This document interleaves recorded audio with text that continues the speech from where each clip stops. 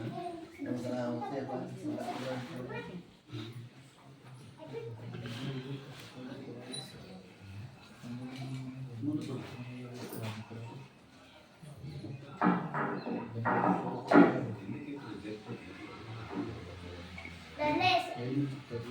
ಹೆಸರು ಲೀಲಾವತಿ ಮಹೇಶ್ ಹಂಚಿನಮನೆ.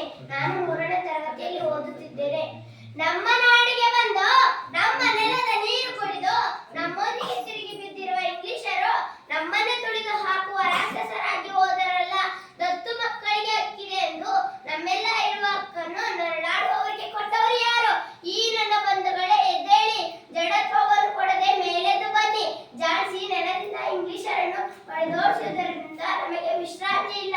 ಆಶ್ರಯ ಕೊಟ್ಟವರಿಗೆ ನಿರಾಶೆಯನ್ನಾಗಿ ಮಾಡಿದ ಮೋಸಗಾರರೇ, ಆಡುದರೆ ಇಂದು ನಿಮಗೆ ಉಳಿಗಾಲವಿಲ್ಲ. ಈ ವೀರ ಕೇಸರಿಯನ್ನು ಕೆಳಗೆ ಬದುಕಬಲ್ಲಿರ ನೀವು. ನನ್ನ ದೇಹದ ಕೊನೆಯ ಉಸಿರಿನವರೆಗೂ